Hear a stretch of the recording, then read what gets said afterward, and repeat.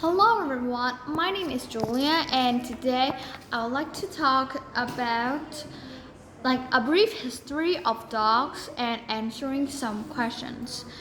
So I'm going to answer question number 6. What are some of the ways wolves and early dogs could have benefited ancient humans?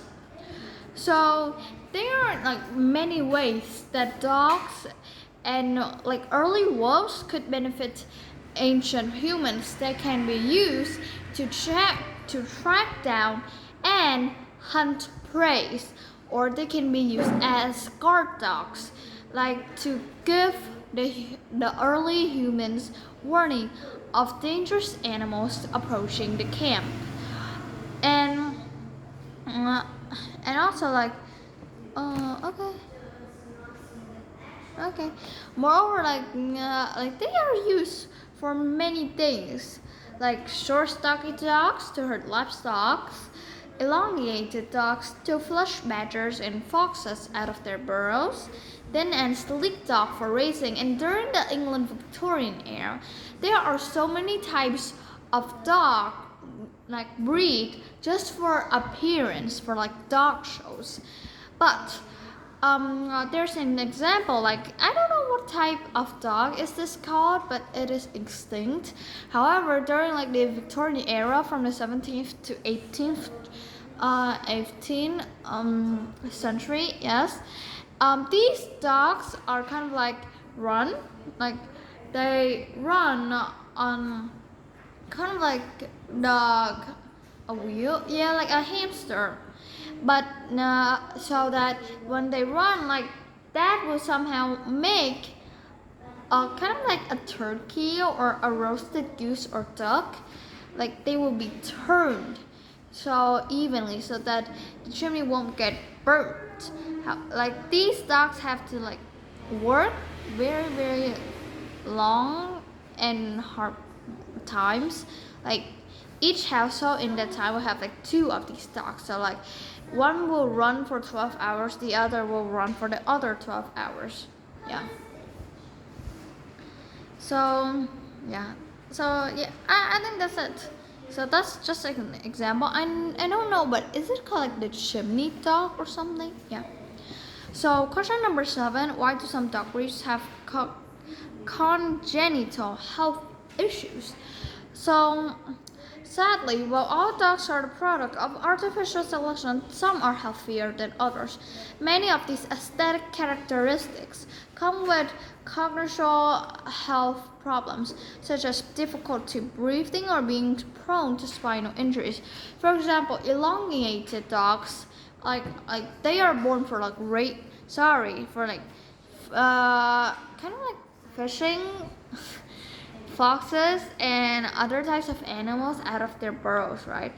But since their spine is so long, it is somehow so thin, and because of that, if you drop something, accidentally drop a cup of water onto his spine, they are prone to spinal injuries because how long their spines are. So whenever we breed a dog, for kind of small dogs to herd livestock, right? For example, it still have kind of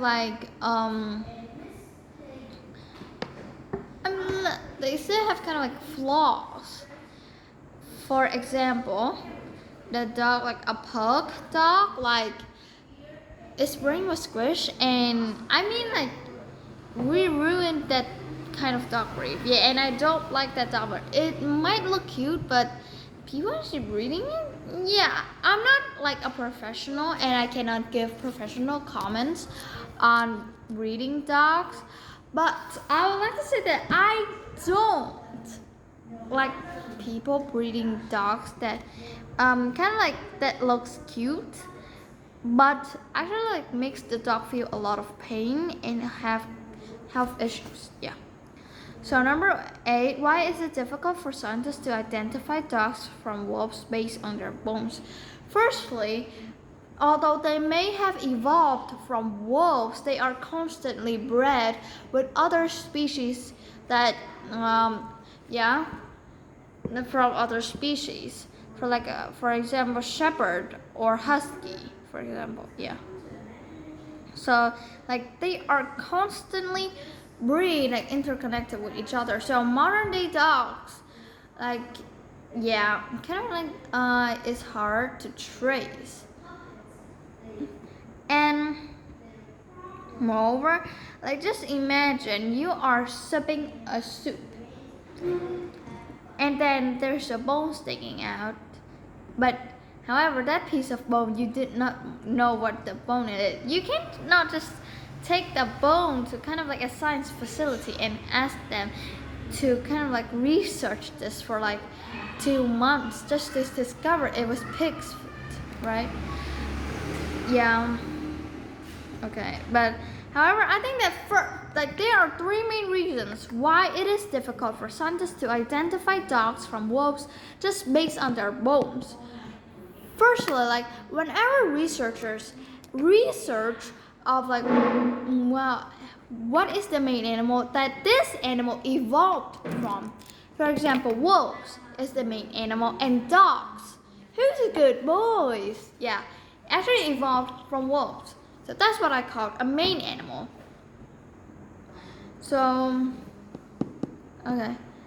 So firstly, whenever researchers research about prehistoric animals or something, or trying to trace back the kind of like where does this species of animal come from, for example. Yeah, so they did not only rely on bones but also from other types of research, not just bones. So if you only give them bones, just like the pig soup version that I just example that I've just told you, it's going to be really hard because there's lack of evidence, and what we know and what knowledge that we have is just a piece of bone. Yeah. So that is the first thing, lack of information. The second thing is that I don't know how to say this. Okay. But let me rethink this. So the first thing is lack of information, right? The second thing is that, well, the kind of like whether the bone itself is reliable or not. Bone wolves from like thousands and thousands of years earlier, like they are not reliable. I mean, they are fossilized. Yes, they are fossilized, and since they have existed for so long, they are not trustable. You know how many minerals, how many dirts, how many dust, how many waters, or any kind of like microorganism in the bone is? Yeah, how many are there in the bones? Like it is fossilized. It is not trustable. Yeah. So that is the second thing. It's also kind of like similar to lack of information. It is like the information was not reliable. Unreliable information. Yeah. And the third and final thing is that, well, okay, so what, dogs and wolves? Yeah, like, I don't know.